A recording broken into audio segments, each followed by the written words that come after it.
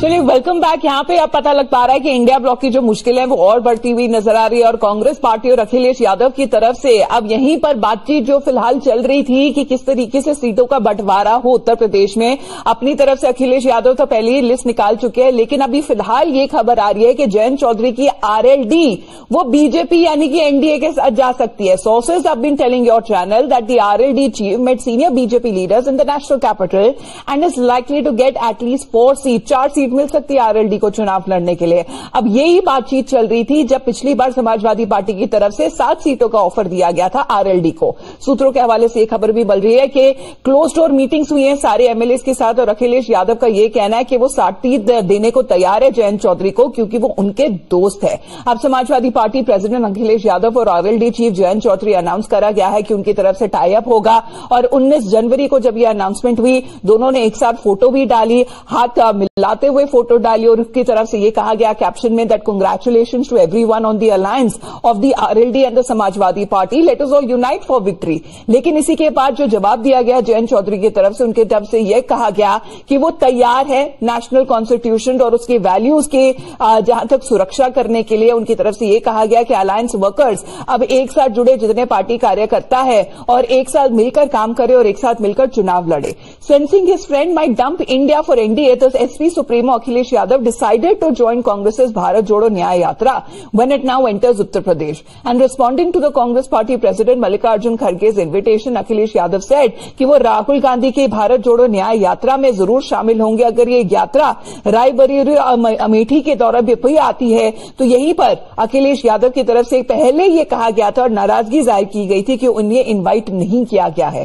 Congress insider and Priyanka Gandhi's political advisor Pramod Acharya Krishna also says that the India bloc is now on ventilator support। आप सोचिए कि कांग्रेस के खुद के ही नेता अपनी पार्टी पर सवाल उठाते हुए नजर आ रहे हैं।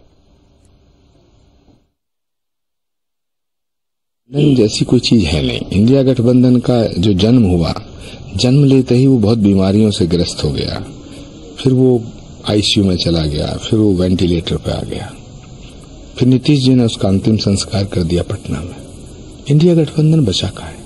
इंडिया गठबंधन मुझे नहीं लगता कि बचा हुआ है, इसलिए अब इंडिया गठबंधन नाम की कोई चीज बची नहीं। न्यामिका हमारे साथ फोन लाइन पर जुड़ रही है। गुड मॉर्निंग न्यामिका, ये आखिरकार किस तरह से मुश्किलें बढ़ती जा रही है कांग्रेस और समाजवादी पार्टी के लिए, अगर हम उत्तर प्रदेश के बारे में स्पेसिफिकली बात करें तो? जी बिल्कुल, देखिए एक तरफ जहां तक देखने को मिल रहा है कांग्रेस और समाजवादी पार्टी के बीच में मुश्किलें बढ़ती हुई नजर आ रही है क्योंकि अभी तक सीट शेयरिंग फॉर्मूला जो है वो डिसाइड नहीं हो पाया है। लगातार अखिलेश यादव भी जो है वो कांग्रेस पार्टी के खिलाफ बयानबाजी करते हुए नजर आ रहे हैं। हालांकि कल जिस तरह से कांग्रेस अध्यक्ष मल्लिकार्जुन खड़गे ने एक इन्विटेशन लेटर लिखा है अखिलेश यादव को, उसको स्वीकार कर लिया गया है और अखिलेश यादव की तरफ से भी बोला गया है कि जो रैली होने वाली है उसमें वो जरूर शामिल होंगे। मल्लिकार्जुन खड़गे ने उनको न्याय यात्रा में शामिल होने के लिए ये लेटर लिखा था जिसको उन्होंने स्वीकार कर लिया। लेकिन अगर दूसरी तरफ आरएलडी की बात करें तो जिस तरह से लगातार सीट शेयरिंग को लेकर समाजवादी पार्टी आरएलडी से बातचीत कर रही थी, ऑफर भी किया गया था 7 सीटों का आरएलडी को, लेकिन अब खबरें ये आ रही है कि मुश्किलें और बढ़ सकती है इंडिया अलायंस के लिए उत्तर प्रदेश में क्योंकि अब समाजवादी पार्टी इंडिया गठबंधन छोड़कर और बीजेपी के साथ में शामिल हो सकती है एनडीए में, क्योंकि बीजेपी की तरफ से जो है वो 4 सीटों का ऑफर दिया गया है आरएलडी को और उसी के चलते अभी अनाउंसमेंट की जाती है आरएलडी के जयंत चौधरी की तरफ से या नहीं, कहां रहेंगे वो, क्या वो इंडिया गठबंधन में बने रहेंगे या वो एनडीए ज्वाइन कर सकते हैं? धन्यवाद आपका न्यामिका हमारे साथ जुड़ने के लिए। We head into a short break, you are watching Times now.